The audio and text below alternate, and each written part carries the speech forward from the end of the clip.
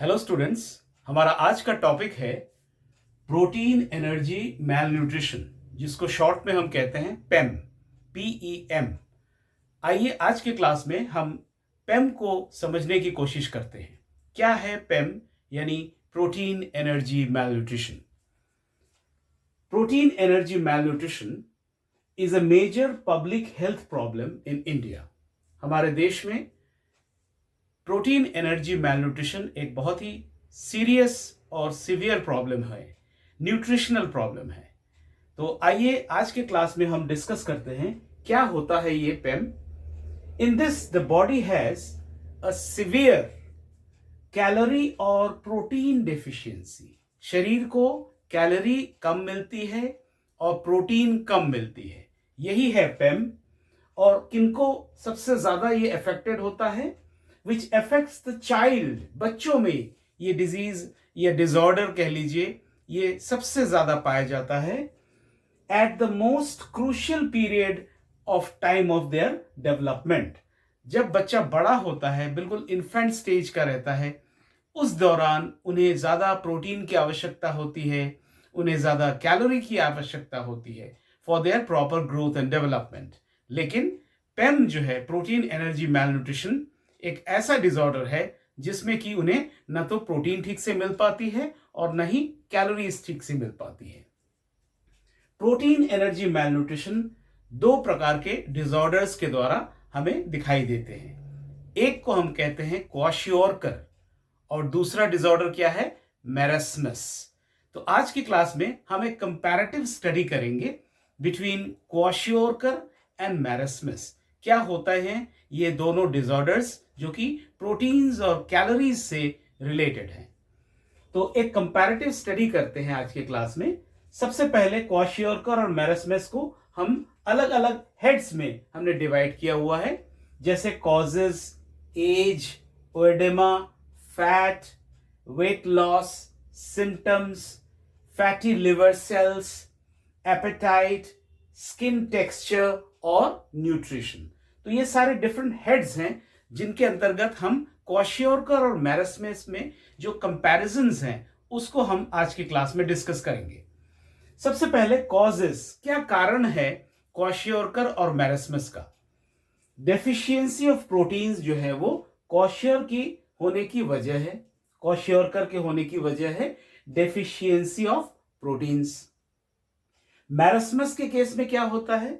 There is deficiency of both proteins as well as calories. Age का जहां तक सवाल है, कितने साल के या कितने महीने के बच्चे जो हैं इससे अफेक्टेड होते हैं? क्वाशियोरकर जो है वो अफेक्टेड होता है between the age of 6 months and 3 years।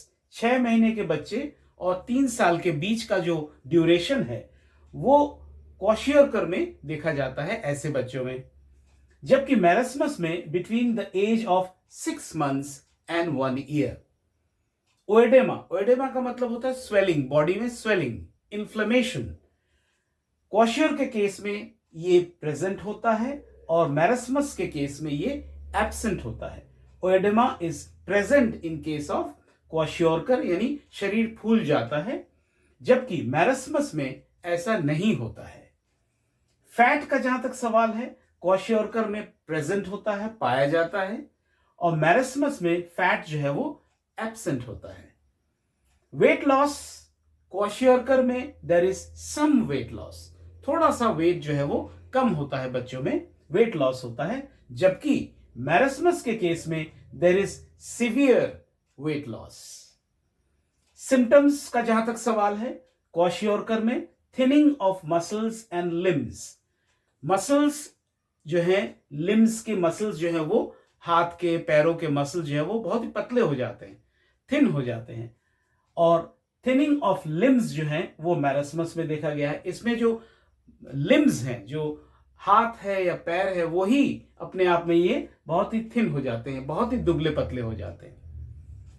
Fatty liver sales का जहां तक सवाल है, क्वाशियोरकर के केस में there is an enlargement in the fatty liver cells. Fatty liver cells जो है वो एनलार्ज हो जाते हैं इन केस ऑफ क्वाशियोरकर, जबकि मेरस्मस के केस में there is no enlargement in fatty liver cells. जहां तक एपेटाइट का सवाल है, भूख का सवाल है, क्वाशियोरकर के केस में वोरेशियस फीडर है, यानी इनको बहुत ज्यादा भूख लगती है ऐसे बच्चों में। जबकि मैरस्मस में पुअर एपेटाइट, इनको भूख बिल्कुल भी नहीं लगती है। स्किन टेक्सचर, स्किन कैसा होता है? क्वाशियोर के केस में flaky paint appearance on the skin. Kwashiorkor के केस में जो शरीर का जो स्किन है वो एक एज इफ कोई पेंट किया हुआ, फ्लैकी पेंटिंग किया हुआ है उनके शरीर में, ऐसा अपीयर होता है क्वाशियोरकर में। जबकि मैरस्मस में स्किन कैसा प्रतीत होता है? It is dry and wrinkled. Dry and wrinkled, सूखा रहता है और सिकुड़ा हुआ रहता है मैरस्मस के केस में। जो बॉडी का स्किन होता है, स्किन का टेक्सचर होता है। एंड फाइनली न्यूट्रिशन क्या होना चाहिए क्वाशियोरकर के केस में? एडिक्वेट अमाउंट ऑफ प्रोटीन्स, क्योंकि प्रोटीन की इनमें कमी होती है। तो इनके डाइट में इनको अगर ट्रीटमेंट दिया जाए तो इनके केस में क्या होता है? प्रोटीन जो है वो बहुत ही ज्यादा नेसेसरी होता है इनके डाइट में, जो कि क्वाशियोरकर से भुगत रहे हैं। दूसरी तरफ मैरस्मस डिसऑर्डर के केस में adequate amount of proteins, carbohydrates and fats, यानी प्रोटीन तो चाहिए ही, साथ ही साथ कार्बोहाइड्रेट्स भी चाहिए और फैट्स भी चाहिए, क्योंकि इनमें डेफिशिएंसी किसकी होती है? प्रोटीन्स की तो होती ही है, इसके अलावा कैलोरीज की भी होती है। तो आइए क्वाशियोरकर और मैरस्मस को हम डायग्रामेटिकली समझने की कोशिश करते हैं with their various features। सबसे पहले क्वाशियोरकर में देखें, सबसे पहले इनके हेयर को अगर हम देखें तो पतले होते हैं, पेल एंड थिन होते हैं। जहां तक भोजन का सवाल है, ये बहुत ज्यादा हंग्री होते हैं, दे आर वोरेशियस फीडर, बहुत ज्यादा खाते हैं। इनका जो इम्यून सिस्टम होता है वो डैमेज्ड होता है, damage to the immune system. जहां तक वेट गेन का सवाल है, failure to gain weight and grow, decreased muscle mass, इनके जो मसल मास है वो डिक्रीज्ड हो जाते हैं। इनमें थकावट बहुत ज्यादा होता है, फैटीग पाया जाता है। इनके जो पेट होते हैं वो काफी फूले हुए होते हैं, प्रोट्रूडिंग लार्ज बेली, और इनके अलावा डायरिया से भी ये भुगत रहे होते हैं। और स्वेलिंग पाई जाती है इनके लिम्स में, इनको हम एडेमा कहते हैं। और there is changes in the skin pigment.